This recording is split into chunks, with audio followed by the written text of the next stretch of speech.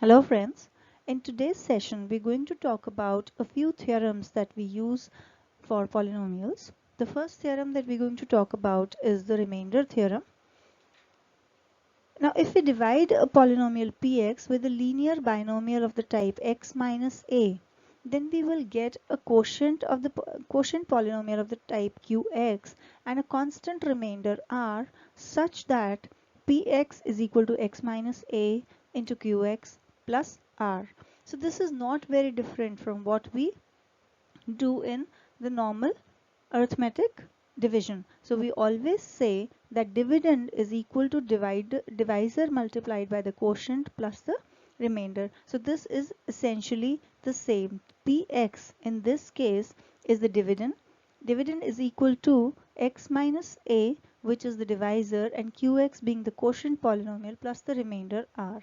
And why do we say that the remainder is going to be a constant remainder and it will not have a variable is simply because of the fact that we have a linear binomial as a divisor, and as we have seen in the division of polynomial to polynomial division, we continue to divide till the time remainder, the degree of the remainder polynomial is less than the degree of the divisor polynomial. So the degree in this case of the divisor polynomial is 1.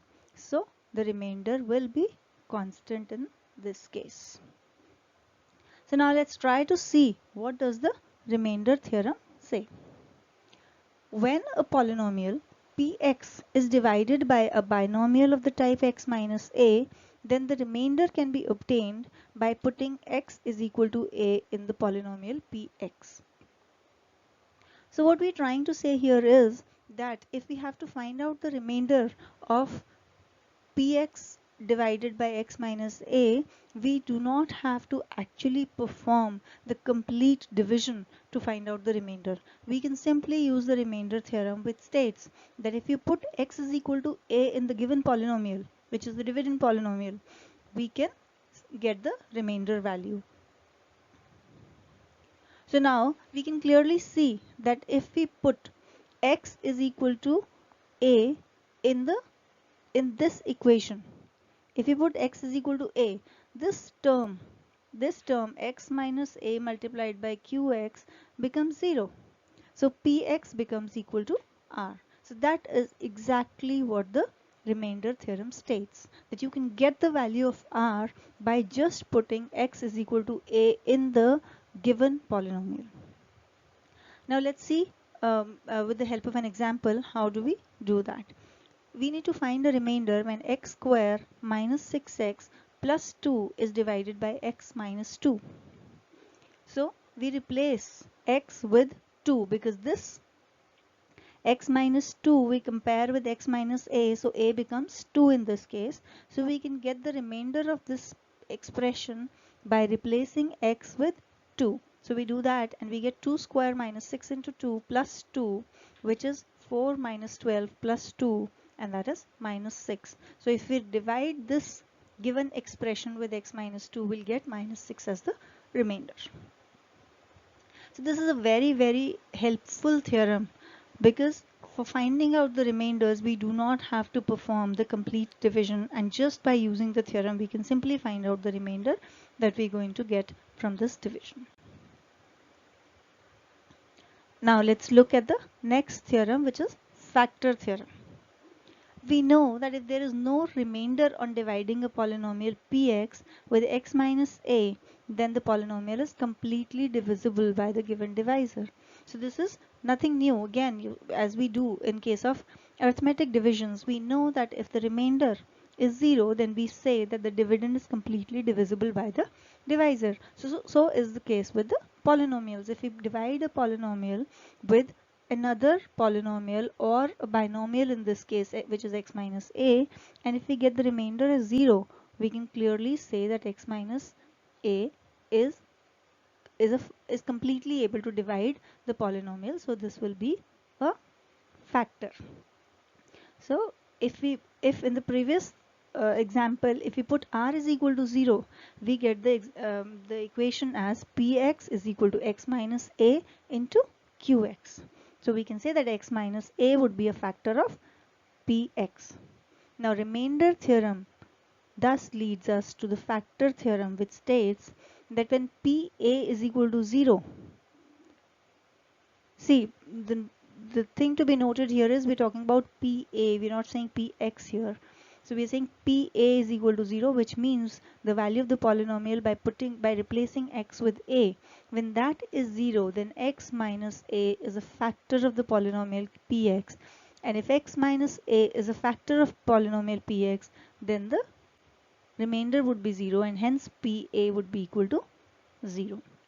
So it is vice versa. So first thing is when PA is equal to 0, then x minus a is going to be a factor of the polynomial px, and if x minus a is a factor of the polynomial, then PA will be 0. So this is again something which is simply derived from the remainder theorem, and again very useful to find out the factors. And the next theorem that we're going to do is the divisibility theorems.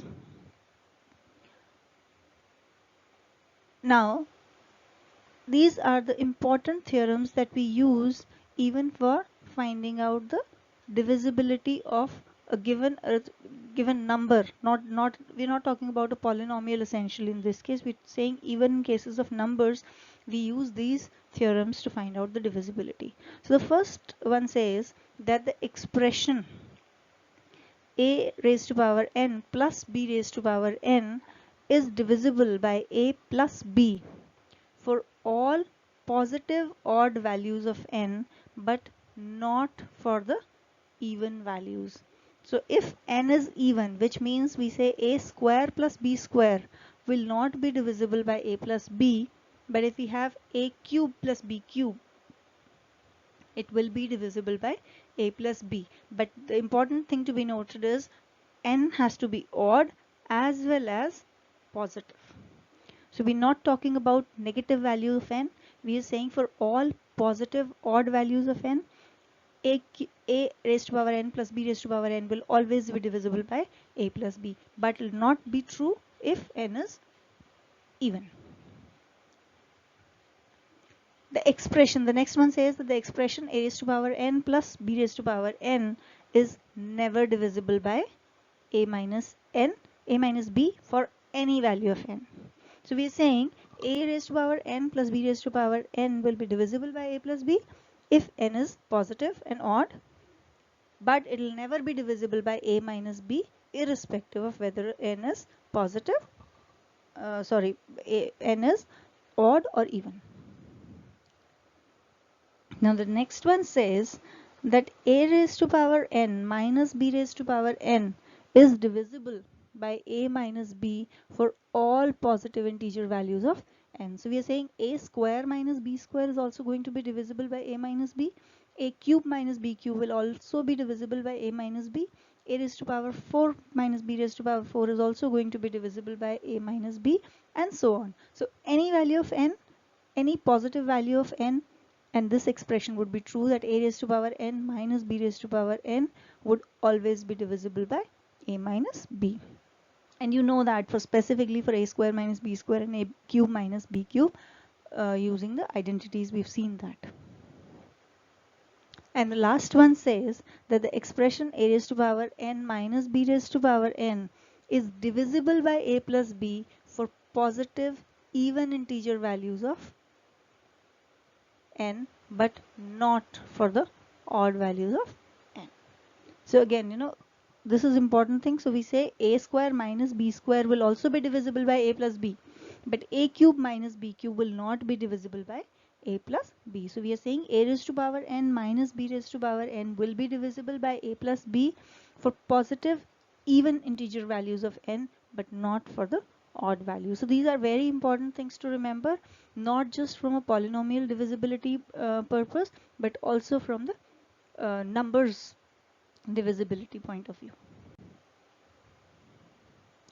So now let's see how do we use these theorems through some examples. In the first question, we need to find remainder when x cube minus 14x square plus 36x plus 60 is divided by x plus 2. And here are the different options.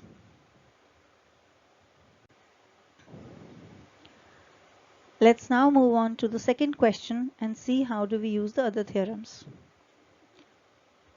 If x minus 1 and x minus 2 are factors of the polynomial ax square plus bx plus 8, we need to find out the values of a and b.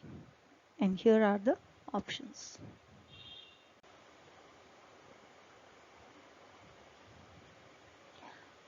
Now let's look at the third question, which says, by what number would the expression 2 raised to power 4n minus 3 raised to power 2n be divisible for any positive integer n? And the choices are here.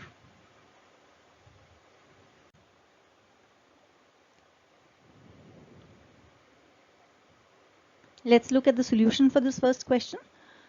So as per the remainder theorem, we can find out the remainder of a polynomial divided by a binomial of the type x minus a by replacing x with a. Now in this case, since we are dividing this with x plus 2, we know that the polynomial that we need to replace x with minus 2, because we are saying remainder theorem says x minus a. Now in this case, x plus 2 is equal to x minus minus 2. So we are saying a is minus 2 in this case. So to get the remainder in this expression, remainder of this expression when divided by x plus 2 can be found by replacing x with minus 2. Now if we do that, the expression becomes minus 2 cube minus 14 into minus 2 square plus 36 into minus 2 plus 60, which makes it minus 2 minus 8 minus 56 minus 72 plus 60, and that gives us minus 76 as the answer. So option D is the correct answer in this case. Now let's look at the solution for question 2.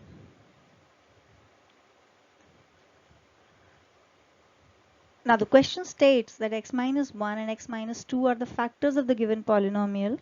So we know by the factors theorem that if x minus a is a factor of the polynomial px, then pa would be equal to 0. So going by that theorem, we say that x is equal to 1 will result in px becoming 0, and x equal to 2 will also make px equal to 0. So we put x is equal to 1 first, and then we get a into 1 square plus b into 1 plus 8 is equal to 0, and we get the expression a plus b plus 8 is equal to 0, or we could say a is equal to minus b minus 8.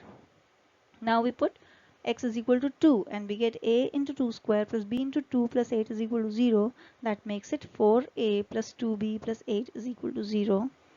Now putting the value of a from the first equation, which is minus a is equal to minus b minus 8, in the second, we get 4 into minus b minus 8 plus 2b plus 8 is equal to 0, and we simplify this and get b is equal to minus 12, and we put this value of b in the first equation, and it becomes a is equal to minus 12 minus 8, which is 4. So we get a is equal to 4 and b is equal to minus 12, which is option B, which is the correct answer. Let's now look at the solution for the third question. The question is, obviously we need to find out a number by which this expression would be divisible for any value of n. Now we know by the divisibility theorem that a raised to power n minus b raised to power n would be divisible by a minus b for any positive integer value of n. See, the other theorem stated that a raised to power n minus b raised to power n will be divisible by a plus b only for the positive even values of n. Now here the question itself states that we need to find out a number which will be true for any positive integer n. So we cannot use that theorem. We'll have to use the theorem which says that a raised to power n minus b raised to power n is divisible by that number for any positive integer n. So Let's first try to simplify it and bring it to the type a raised to power n minus b raised to power n, because here if we see that the first term has raised to power 4n and the second term has raised to power 3n. So this expression itself is not of the type, this is not of the type a raised to power n minus b raised to power n. So we need to bring it to this form.